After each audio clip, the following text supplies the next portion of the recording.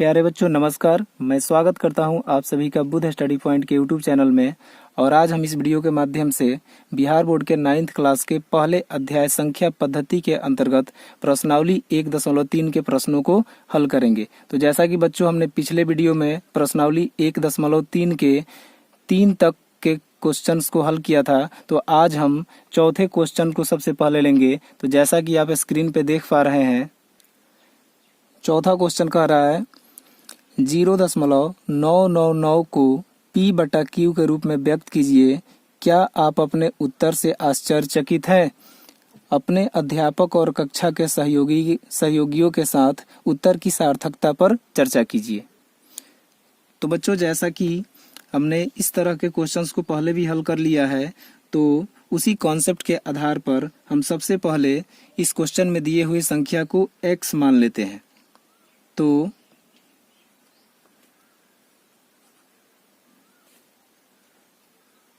माना x बराबर 0.999। अब इसके बाद में हम देख रहे हैं कि यहाँ पर 999 है, अर्थात कि सिर्फ एक अंक की पुनरावृत्ति हो रही है, एक अंक ही बार बार आ रहा है। तो हमने बताया था कि एक अंक की पुनरावृत्ति होने पर 10 से गुना किया जाता है। तो अब दोनों तरफ 10 से गुना करेंगे।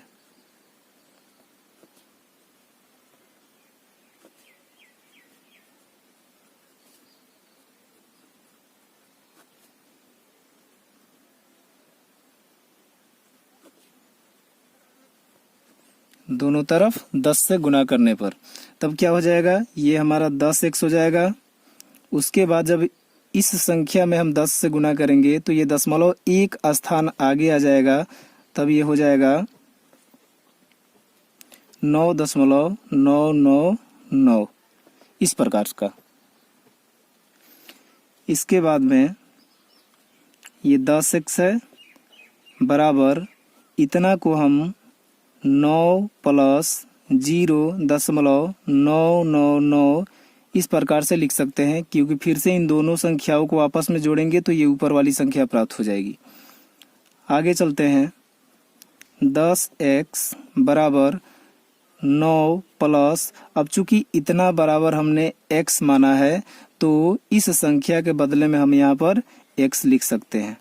अब 10x, अब इस x को हम बराबर के बाएं तरफ लेकर के जा रहे हैं, तो यहाँ प्लस है तो माइनस हो जाएगा, बराबर 9। या 10x में से x घटेगा, 9x हो जाएगा।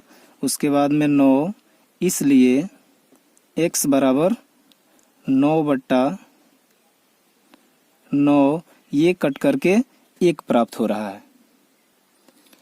प्रिय बच्चों, चूंकि हमें इस संख्या को P/Q के रूप में व्यक्त करना था, तो जैसा कि हमने सॉल्यूशन देखा कि सॉल्यूशन हमारा 1 निकल रहा है, तो यहाँ पर चकित होने वाली बात है कि इस संख्या को हमने जब P/Q के रूप में परिवर्तित करने का प्रयास किया तो हमें 1 प्राप्त हुआ। तो इस आधार पर हम कह सकते हैं कि 0.999 अगर यह प्रक्रिया आगे तक चले तो इस संख्या में तथा 1 में किसी प्रकार का अंतर नहीं होगा, और यही बात हमें यहाँ पर आश्चर्यचकित कर रही है। तो बच्चों, इन सभी तथ्यों को देखते हुए हम यहाँ लिख सकते हैं, हाँ, हम इस उत्तर से आश्चर्यचकित हैं, क्योंकि 0.999 आगे तक चलती रहे तो 1 तथा 0.99 में कोई अंतर नहीं होगा। जैसा कि आपने यहाँ पे देखा कि 0.99 को जब हमने P/Q के रूप में परिवर्तित करने का प्रयास किया तो हमें सॉल्यूशन के उपरांत 1 प्राप्त हुआ, तथा यह एक सार्थक उत्तर भी है।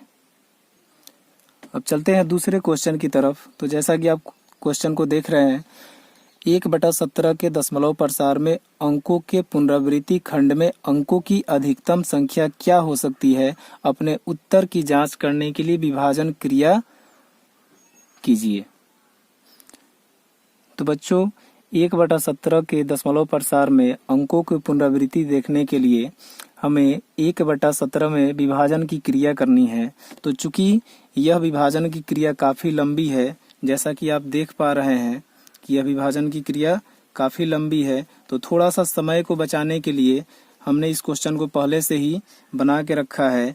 तो दशमलव वाले भागों में आप एक प्रॉपर्टी जानते होंगे कि जहां से हम स्टार्ट करते हैं, अर्थात कि जिस संख्या से हम भाग देना शुरू करते हैं, और यदि शेषफल शून्य प्राप्त न हो और फिर से वही संख्या हमें प्राप्त हो जाए नीचे जा करके, तो वहां से अंकों की पुनरावृत्ति प्रारंभ हो जाती है। तो जैसे कि आप देख रहे हैं कि यहाँ पर हम 1 में 17 से भाग दिए हैं और पुनः यहाँ हमें अंत में 1 ही प्राप्त हो रहा है शेषफल के रूप में, अर्थात कि इसके आगे जब हम चलेंगे तो फिर से हमें वही अंक प्राप्त होंगे जो कि ऊपर प्राप्त हो रहे हैं।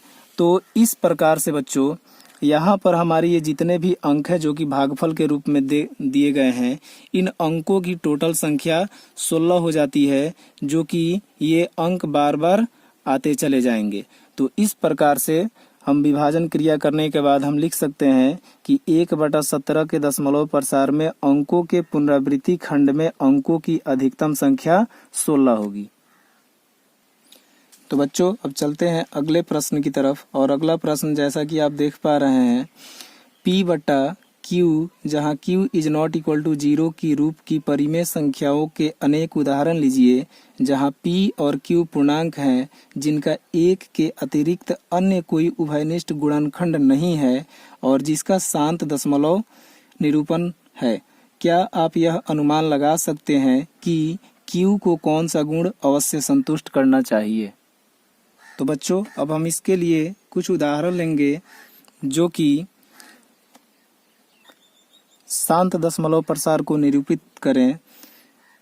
तो इसके लिए हम सबसे पहला अगर उदाहरण देखें तो हम 1/4 अगर लें तो इसका जब भाग किया जाएगा तो ये 0.25 होगा।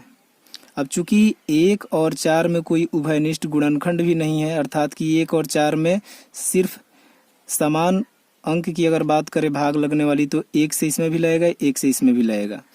अब अगर आगे चलें तो बच्चों हम ले सकते हैं 9/25। अब जब 9/25 का भाग किया जाएगा तो ये प्राप्त होगा 0.36। उसके बाद एक हमने क्वेश्चन बनाया था इसके पहले जो था हमारा 329/400 और ये भी हमारा शांत दशमलव प्रसार को निरूपित कर रहा था। इसको जब भाग दिया जाएगा तो ये प्राप्त होगा 0.8225। तो बच्चों ये वैसी संख्याएं हैं जो शांत दशमलव प्रसार को तो निरूपित करती ही है, साथ ही साथ इनमें 1 के अलावा कोई दूसरा उभयनिष्ठ गुणनखंड नहीं है। जैसा कि आप देख सकते हैं 9 और 25 में सिर्फ 1 से भाग लगेगा, दूसरे किसी एक संख्या से दोनों में भाग नहीं लगेगा।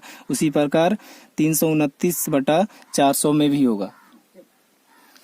अब इन संख्याओं के हर को हमें देखना है। चूंकि ये P/Q के रूप में सभी संख्याएं हैं, तो Q के स्थान पर 4, 25 और 400 की बात करें तो इनको कौन सा गुण संतुष्ट करेगा, इसके लिए हम इनका अभाज्य गुणनखंड निकालेंगे। तो जैसे अगर 4 का अभाज्य गुणनखंड लिखें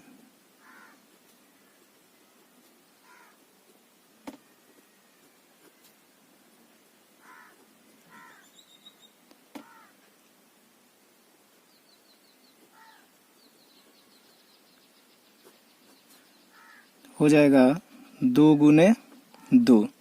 इसको हम 2 का स्क्वायर भी लिख सकते हैं।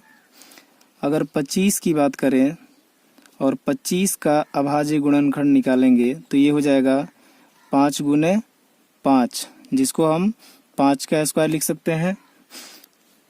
उसके बाद में अगर 400 के अभाज्य गुणनखंड की बात करें तो 400 के अभाज्य गुणनखंड हो जाएंगे 2, 2, 2, 5, 5। तो हम यहाँ लिख सकते हैं 2 गुने 2 गुने 2 गुने 2 गुने 5 गुने 5। तो ये हो जाएगा हमारा 2 का पावर 4। चूंकि यहाँ पे 4 2 है तो 2 का पावर 4 और गुने 5 का पावर यहाँ पे 2 हो जाएगा। तो बच्चों हम यहाँ पे ये देख रहे हैं कि कोई भी परिमेय संख्या जिसका दशमलव प्रसार शांत है उसके हर का जब अभाज्य गुणनखंड निकाल रहे हैं तो यहाँ 2 प्राप्त हुआ है, यहाँ 5 प्राप्त हुआ है, इसमें 2 तथा 5 दोनों प्राप्त हुआ है। तो इस आधार पे हम कह सकते हैं कि वैसी परिमेय संख्याएं जिनका दशमलव प्रसार शांत होता है उनके हर का अभाज्य गुणनखंड अगर देखा जाए तो उसमें या तो 2 प्राप्त होता है या 5 प्राप्त होता है अथवा 2 तथा 5 दोनों प्राप्त होता है। तो इस आधार पर हम कह सकते हैं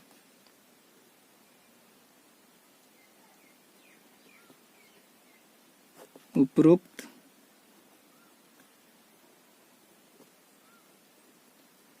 संख्याओं में Q अर्थात कि हर को Q को 2 का पावर n गुने 5 का पावर m के रूप में लिख सकते हैं।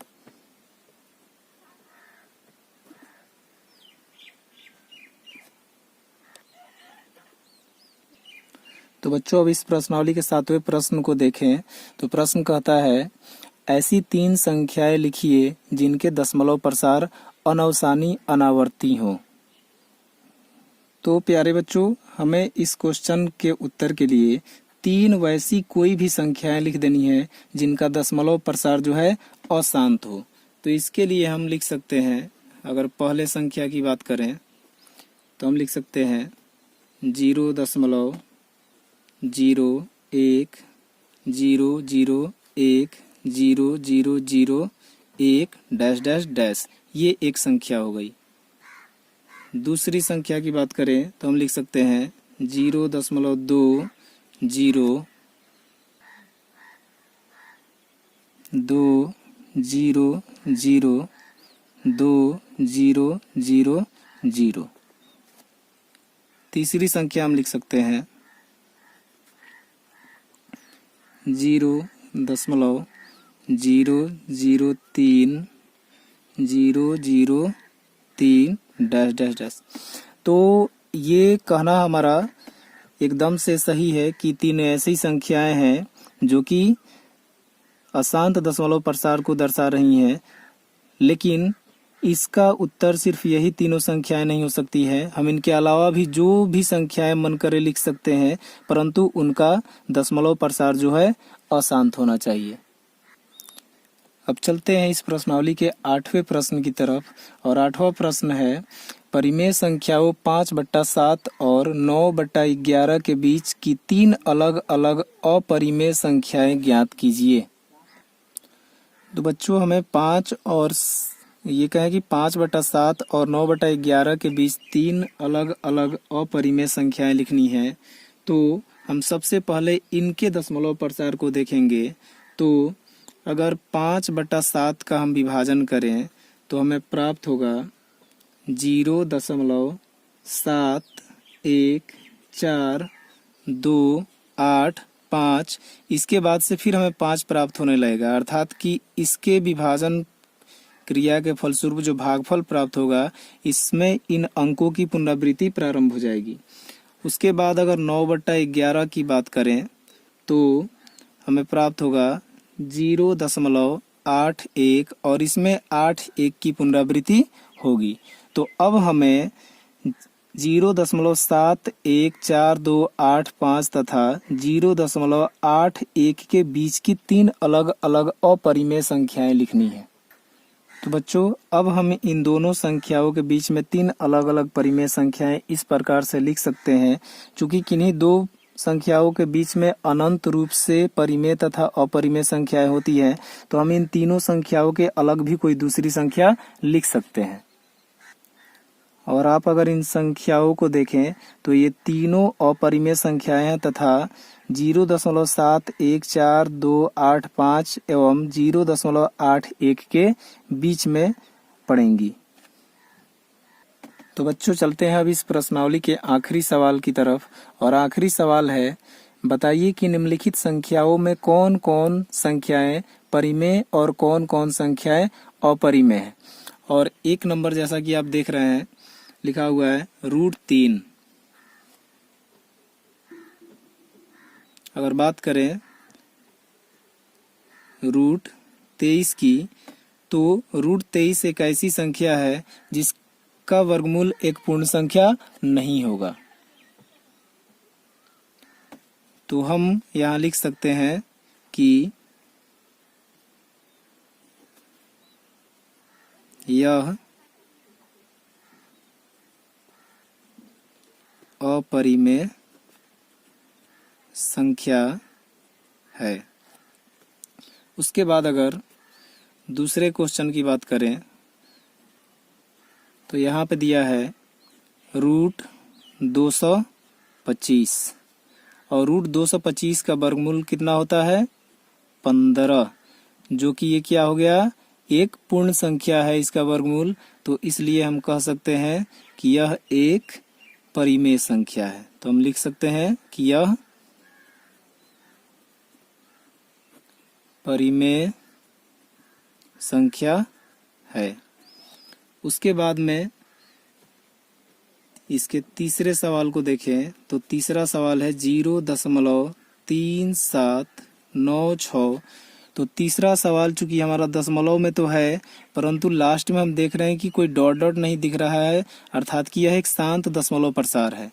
तो इस प्रकार से शांत दशमलव प्रसार होने के कारण यह क्या है, यह एक परिमेय संख्या है। तो हम लिख सकते हैं इसके लिए यह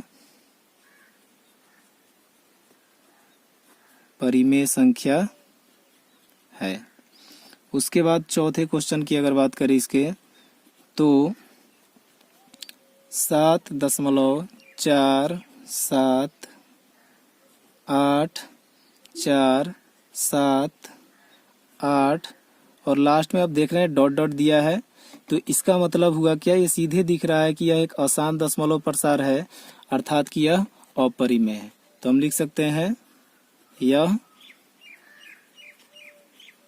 अपरिमेय संख्या है। उसके बाद में इसके पांचवें क्वेश्चन को देखें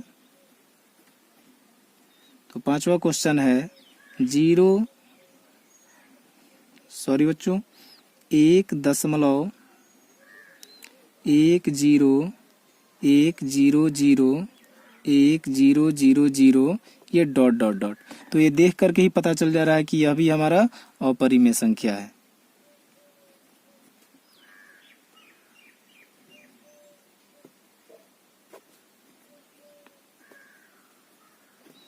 तो इसके लिए भी हम लिख देंगे कि यह अपरिमेय संख्या है। आशा करता हूं कि इस वीडियो से जितने भी प्रश्नावली को हल करके दिखाया गया है आपको समझ में आया होगा और यह वीडियो आपको पसंद आया होगा। तो इस वीडियो को लाइक करें, चैनल को सब्सक्राइब करें तथा अपने दोस्तों के साथ शेयर भी करें और कमेंट बॉक्स में अपने ओपिनियन को कमेंट भी करें, जिससे हमें पता चले कि हमें और कितनी मेहनत करनी है आप लोगों को बेहतर तरीके से समझाने के लिए। तो बच्चों मिलते हैं अगली वीडियो में, तब तक के लिए नमस्कार, धन्यवाद।